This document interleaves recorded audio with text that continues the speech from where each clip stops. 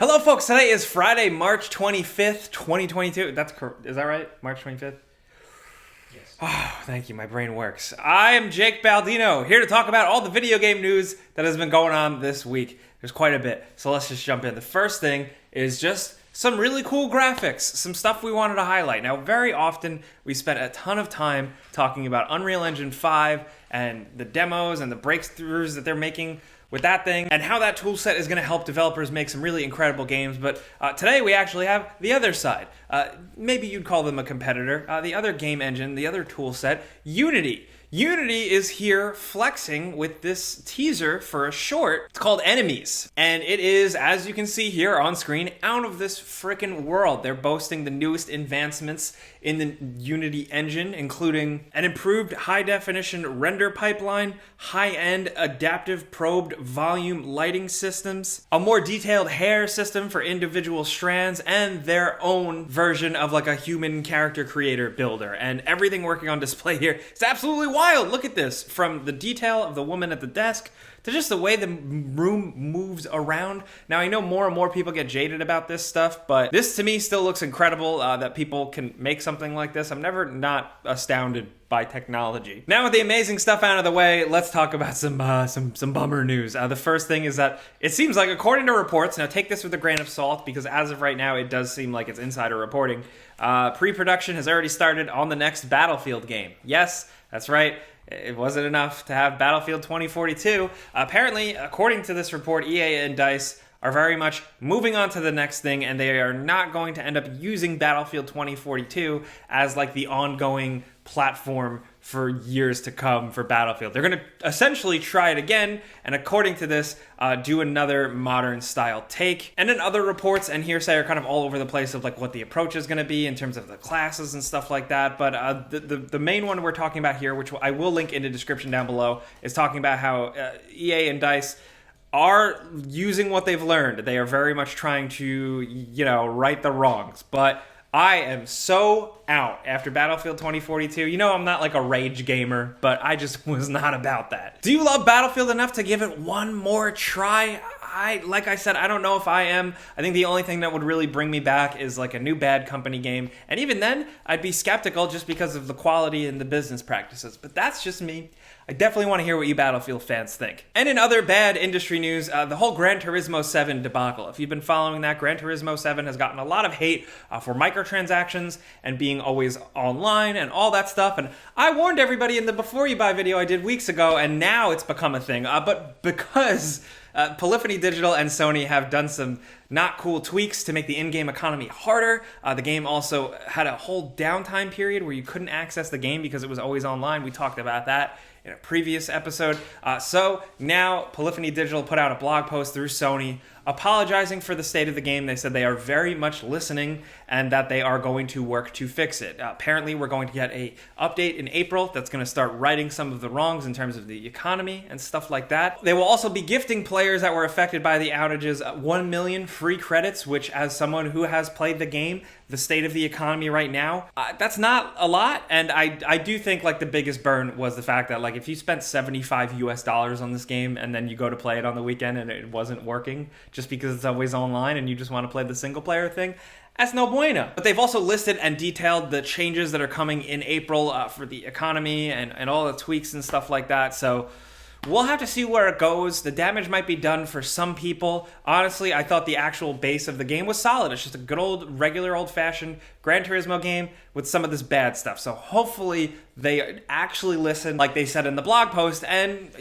hopefully follow through on this stuff for real. Hey, next up, big thanks to DrSquatch for sponsoring this video. Now look, if you're looking to up your shower game and smell better, DrSquatch's soaps and products definitely got you covered. So finally now, here's your chance to smell like a gameranx, smell like a Falcon, smell like a Jake, I don't know. All of DrSquatch's soaps are made in the United States with full transparency for all of the ingredients. Everything is simple and straightforward with no weird or harmful BS chemicals like the bigger soap companies, which is great. Personally, I love the Cedar Citrus bar of soap, but more recently, I've just been really digging the Fresh Falls scented shampoo and conditioner. It's a good, long-lasting, thorough clean with a lingering smell that leads to people going, What is that? But like in a good way for once. And hundreds of thousands of folks already subscribe to DrSquatch, believe it or not. You can have soap delivered fresh monthly to your door so you don't have to worry about it. If you want to check it out, new customers can get 20% off any order $20 or more. Just be sure to use our code DSQ gameranx and click the link in the description down below. Go get clean, go have fun, and thanks to DrSquatch for sponsoring our videos. Next up, we gotta talk about the big drop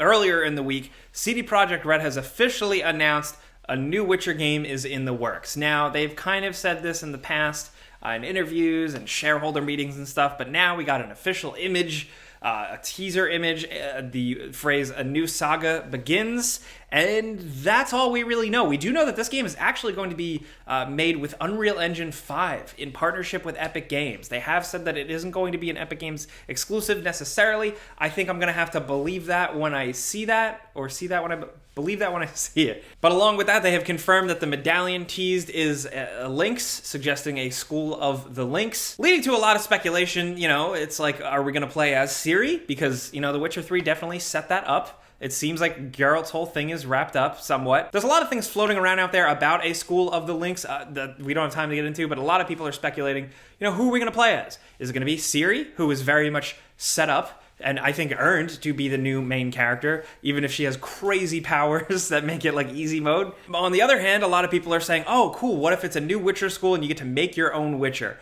I also think that sounds cool and tantalizing, but I like these games for the story and the characters, and I don't want that to get necessarily lost. Then, of course, the whole looming thing over all this is how excited can you really be because of the Cyberpunk debacle? And maybe not even totally just the quality of the game, but also how CD Projekt Red really handled that whole thing. So that's where we're at. It seems like this game is definitely a ways off. A lot of companies have been putting out these teaser announcements for games so early to hire new talent, to attract new game developers to come work on their games more than anything. I think that's what this is. I think it's gonna be a long time. They're still apparently working on Cyberpunk DLC, but there's the healthy skepticism, you know, the issues with CD Projekt Red. A lot of people are just so not happy. I like The Witcher enough that like I'm still going to pay attention to this as we get more news for sure, but I think it's an interesting conversation in terms of if you're a Witcher fan, do you want to play as Ciri? Do you only like The Witcher if it's Geralt? Are you willing to make your own Witcher? Like, what do you want? The world is your oyster. Oh, and in case you missed it, we got yet another game delay. I like I've been saying, I don't think this is going to stop anytime soon. The newest victim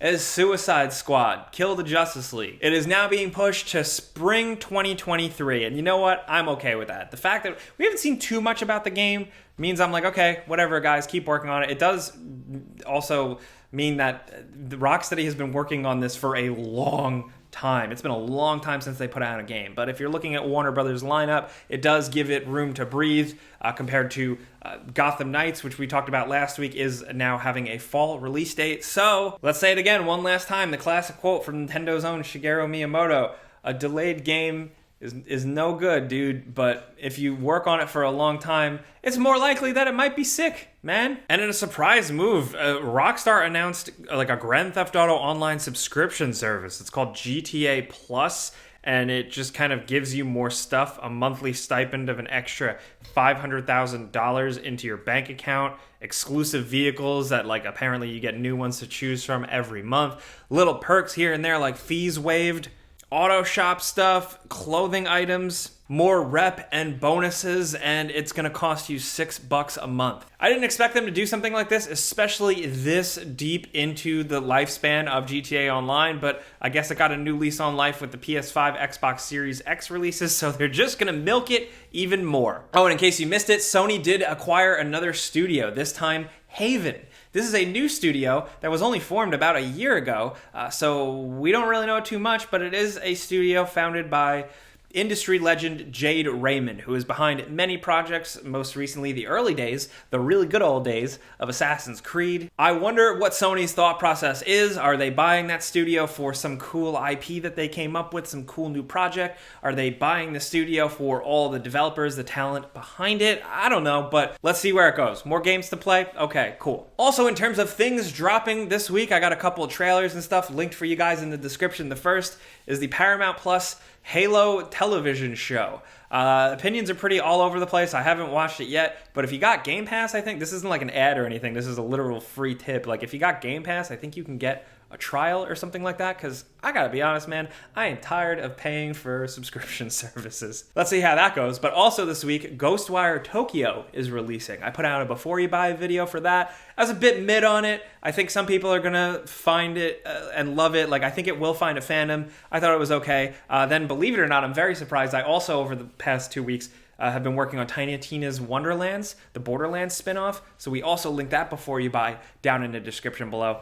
I was pleasantly surprised by that. As someone like kind of like a jaded, cynical Borderlands player, I thought this was a breath of fresh air. And also, Kirby and the Forgotten Land is releasing this weekend. We are going to have a before you buy up for that as well, so thanks for your patience. We are grinding here. March turned out to be a really busy month for game releases. But the last thing I wanted to link is just something dumb, which I like to do sometimes. This is from YouTube user JediJosh920. This is a PS4 Spider-Man mod he was able to crack the code and play as Doc Ock, and it is a mess. It is buggy and stupid, but I love it. He got the walking animation, walking around as Doc Ock. Doc Ock fighting in his little pajamas as a little short guy is really funny in the combat. The swinging in the open world is totally busted, but my favorite part is just the start screen.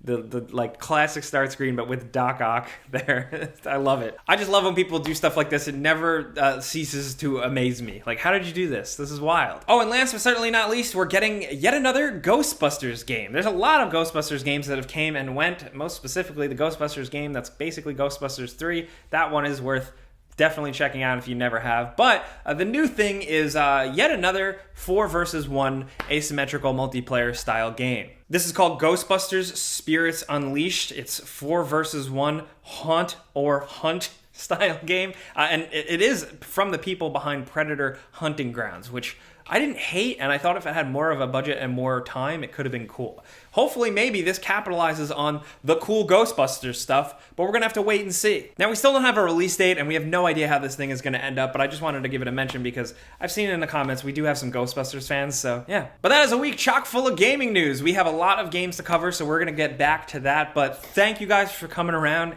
every Friday. If you're new, if you've been watching this for years, legitimately thank you very much, and we hope you have a nice, pleasant weekend. Hope you're doing well. Hope you're being safe. We would love to hear from you in the comments. If you have any time, definitely let us know what you think about all the stories. If you're watching the Halo TV show, what you think about what does Haven have up their sleeve, the studio that Sony bought. Are you playing the Returnal update that just dropped? Let's talk about that. Are you playing Kirby and the Forgotten Lands this weekend, or Ghostwire Tokyo, or Elden Ring some more? Let's talk. Definitely drop that down there. We'll be down there as much as possible, but of course, if you want to find me or yell at me directly, Twitter, Instagram, and YouTube at Jake Baldino. But thank you guys for being here. You know, clicking the like button legit helps us. See you next time. I'm Jake. Pizza's on me.